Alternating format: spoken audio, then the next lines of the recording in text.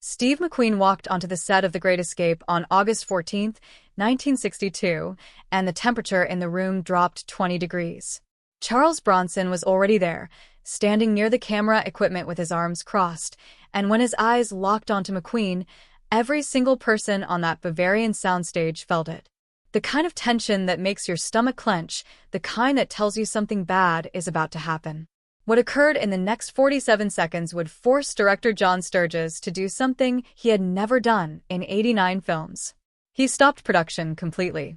Not for technical issues, not for weather, not for studio interference. He stopped because two of Hollywood's toughest men couldn't be in the same room without the entire crew backing away in fear. 145 cast and crew members watched as McQueen's fists clenched at his sides. Bronson didn't blink, didn't move, just stared with those granite eyes that had intimidated men twice his size. Someone whispered from behind a lighting rig, "They're going to kill each other." And the terrifying thing was, nobody was sure it was an exaggeration. What nobody on that set knew, what the studio executives didn't know, what even director John Sturges couldn't have guessed, was that these two men had history. Deep, poisonous history that went back 11 years to a moment in 1951 that both had sworn never to speak about publicly. A moment involving a woman, a broken promise, and blood on a Chicago sidewalk. A moment that had haunted Steve McQueen through every success, every triumph, every magazine cover that told him he'd finally made it. Because no matter how famous he became, no matter how many films he starred in, he was still that broken kid from the reform schools, and Charles Bronson represented everything he'd never been able to forgive. What McQueen said next made Bronson's face go completely white. The crew would later be sworn to silence for 40 years, forced to sign agreements that guaranteed they'd never speak about what they witnessed. But one person recorded everything in a private journal, and what that journal reveals will change everything you thought you knew about Hollywood's golden age and the dark secrets these legends carried to their graves. If this story of two legends at war already has you hooked, do me a favor right now. Hit that subscribe button for Emma's Theater, where we bring you the most powerful, untold stories from Hollywood's golden age. New videos every week. And drop a comment below telling me, have you ever had to work alongside someone you couldn't stand? Someone where just being in the same room felt like a powder keg? Share your story. I read every single comment. By the end of filming The Great Escape, one man would be hospitalized with cracked ribs and a concussion. The other would never make another Western, too traumatized by what happened on that set to ever return to the genre. And the truth about what ignited their war would die with both of them, buried under decades of carefully crafted public images and Hollywood publicity machines designed to hide the messy reality behind the legends. Until now. Because to understand what happened in Germany in 1962, you need to go back 11 years. You need to go back to Chicago in the winter of 1951, when Steve McQueen was nobody and Charles Bronson was everything McQueen desperately wanted to be. You need to understand the woman who stood between them, the fight that shattered more than just Steve's nose, and the words that were spoken that cold April night that McQueen never, ever forgave. It was August 14th, 1962, and Bavaria Filmstadt in Munich, Germany was buzzing with a kind of energy that only comes when everyone knows they're working on something special.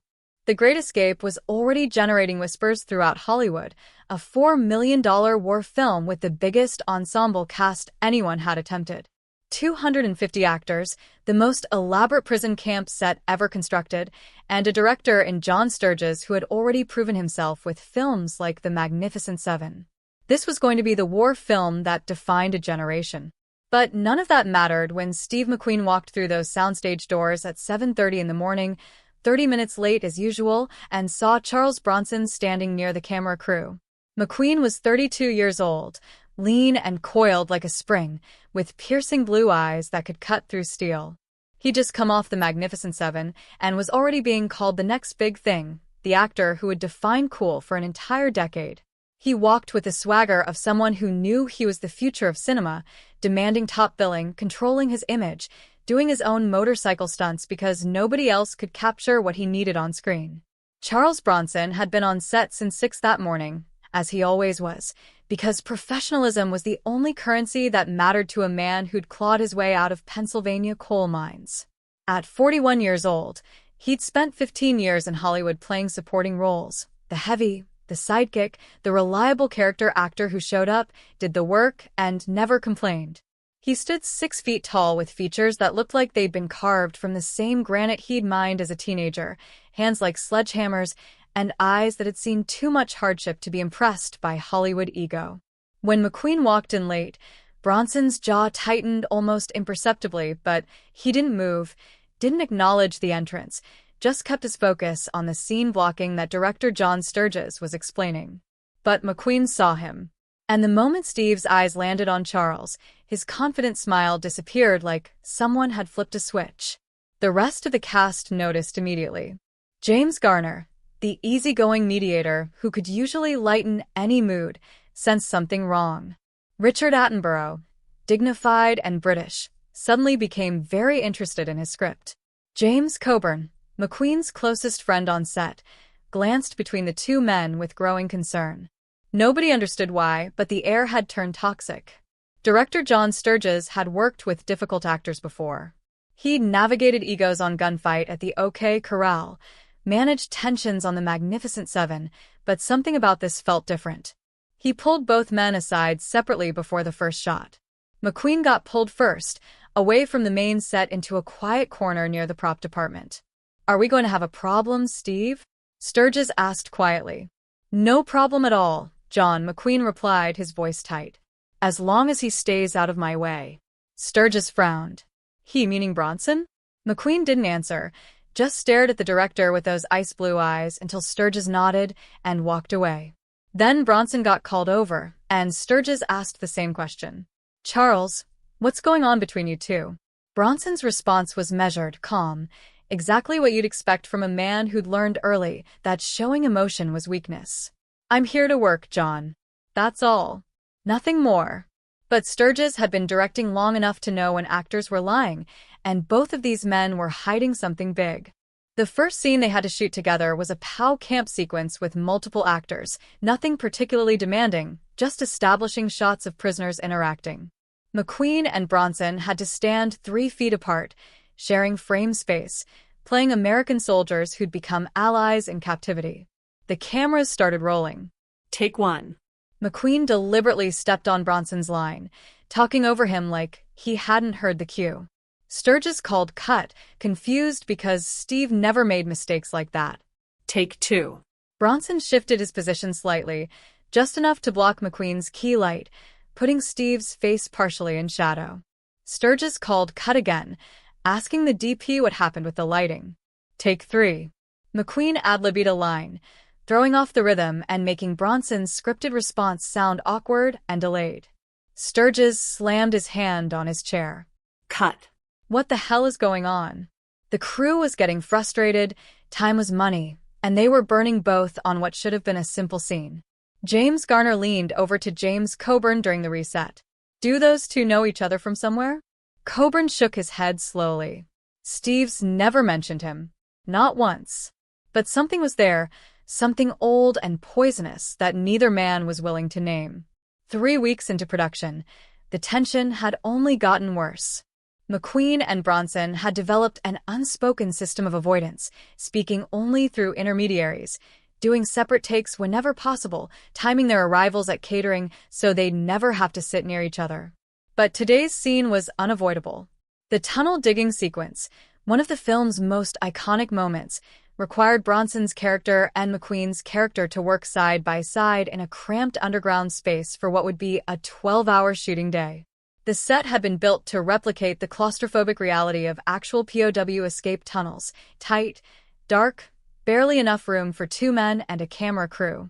There was no escape, no space to breathe, just the 2 of them and whatever ghost had been haunting them for over a decade.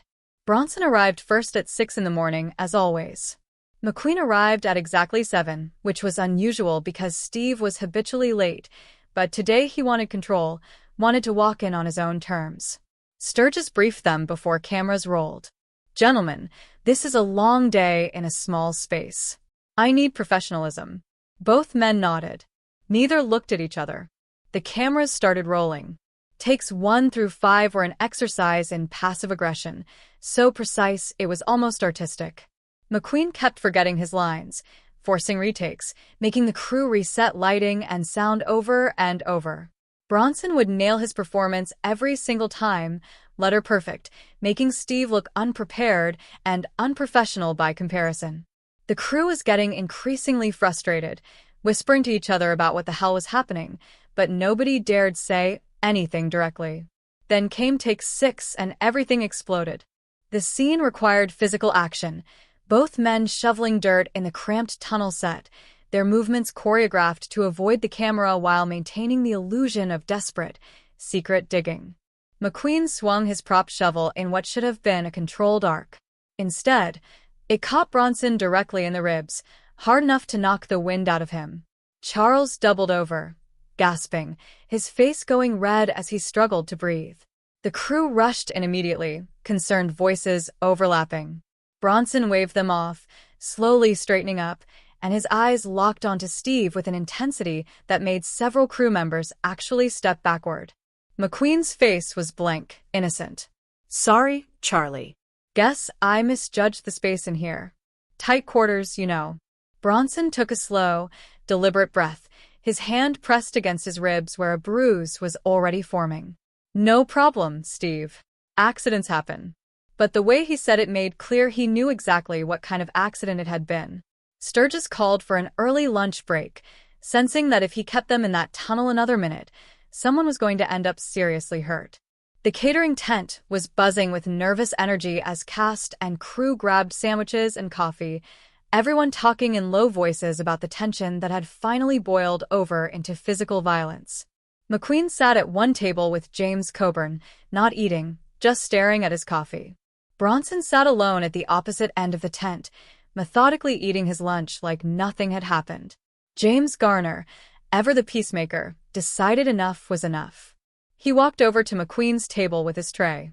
Guys, whatever this is about, we've got 8 more weeks on this picture. Let's just get through it professionally. McQueen didn't even look up. Stay out of it, Jim. The coldness in his voice made Garner stop mid-sentence. Across the tent, Bronson stood up slowly, his chair scraping against the floor. The entire tent went quiet. Every conversation stopped. He walked across the space with deliberate steps, and when he reached McQueen's table, he spoke quietly. You got something to say to me, Steve? McQueen stood up to meet him, and suddenly the two men were face to face, inches apart, and everyone in that tent knew they were about to witness something that would either end in blood or end careers. Director John Sturgis rushed over, trying to position himself between them. What the hell is going on here? McQueen ignored him completely, his eyes locked on Bronson. Yeah, Charlie. I got something to say. Bronson's expression didn't change, but something flickered in his eyes. Recognition, maybe, or resignation, like he'd known this moment was coming eventually. Say it then. McQueen's voice rose, losing the controlled cool he was famous for. You don't remember, do you? You don't even remember what you did. The entire cast and crew had formed a circle now, no longer pretending not to watch, because this was clearly something bigger than a professional disagreement. Bronson's face changed slightly, confusion giving way to something else. Remember what? McQueen took a step closer, and Sturgis had to physically put a hand on his chest to keep the distance. Chicago, 1951. April. Bronson went very still. His mouth opened slightly, and for the first time since filming began, he looked genuinely shocked. Steve, listen. But McQueen wasn't listening. 11 years, Charlie. 11 years I've waited to be in the same room with you again. 11 years of watching you in movies, seeing your face on posters, knowing what you did, and knowing nobody else knew. The crew exchanged confused glances. What was he talking about? What happened in Chicago? You took her, McQueen said, his voice shaking now with an emotion he'd been holding back for over a decade. And you broke my nose doing it. The revelation hit the crowd like a physical wave. This was about a woman. About something personal that happened before either of them was famous. Sturgis looked between them, incredulous. Steve, are you telling me this is about a girl from 11 years ago? McQueen's fist slammed down on the table, making trays and coffee cups jump. It wasn't just a girl. It was the only person who believed in me before I was somebody. Before any of this. She was everything, and he took her. Bronson's response was calm, measured, the kind of quiet that's more dangerous than shouting. Steve, I didn't take her. She made her own choice. McQueen's face went red. You put your hands on her. You moved in the second you saw an opening. Bronson shook his head slowly. I put my hand on her shoulder at a cast party. You put your fist in my face. And the thing that's eating you alive isn't what I did. It's that she chose to leave you anyway. The words hit McQueen like a physical blow. His whole body trembled, fists clenched, so tight his knuckles went white. You don't know anything about it. I know exactly what happened, Bronson said, his voice still maddeningly calm. You were terrified of being nothing, so you tried to control everything around you. You pushed Vera away with your paranoia and your anger, and when she left, you needed someone to blame. So you blamed me. Because I was already working, already established, already everything you were afraid you'd never become. McQueen's breathing was ragged now, and everyone watching could see he was barely holding himself together. Take it back. Take it back right now. Bronson met his eyes without flinching. I won't. Because it's the truth, and you've spent 11 years running from it. McQueen swung. His fist came around in a wide arc aimed directly at Bronson's jaw, but Charles had been in enough real fights in coal mining camps to see it coming. He blocked with his forearm, and the two men crashed together, grappling, knocking over tables. Food and dishes went flying. The crew shouted and rushed in to pull them apart. It took 6 men to separate them, 3 on each, holding them back as both men strained against the arms restraining them. McQueen was screaming now, incoherent with rage. Bronson was silent, his face hard, but his eyes showed something that might have been sadness. John Sturgis stood in the middle of the chaos, his face purple with fury. Enough. Both of you, off the set right now. We're done for today. The crew froze, shocked. Sturgis never stopped production. Never. But he was shaking with anger, pointing toward the exit. Get out. Both of you. We'll resume when you can act like professionals instead of children fighting over ancient history. McQueen shook off the hands holding him and stormed out of the tent without another word. Bronson straightened his shirt, nodded once to Sturgis, and walked out in the opposite direction. The silence they left behind was deafening. If this story is hitting you in the heart, subscribe to Emma's Theater right now because what happens next will leave you speechless. And drop a comment below telling me, have you ever had to work alongside someone you couldn't stand? Someone where just being in the same room felt like a powder keg? Let me know your story. Production shut down for 3 days. The studio executives in Los Angeles were furious, making angry phone calls about budgets and schedules and star behavior. McQueen locked himself in his Munich hotel room and wouldn't answer the door for anyone except James Coburn. Bronson walked the city streets alone, hands in his pockets, thinking about a woman he hadn't thought about in years and a fight he'd never wanted to have again. The cast took sides without meaning to, some gravitating toward McQueen's justified anger, others respecting Bronson's calm professionalism. The whole production felt like it was balanced on a knife's edge, ready to collapse completely. On the second night of the shutdown, James Coburn finally got McQueen to open his hotel room door. Steve sat on the bed, still in the same clothes he'd worn 2 days ago, looking hollowed out. You gonna tell me what this is really about? Coburn asked quietly, sitting down in the desk chair. McQueen was silent for a long time, staring at his hands. Then, for the first time in 11 years, he talked about Chicago. About being 21 and nobody, working in garages and taking acting classes, and living in an apartment with cockroaches.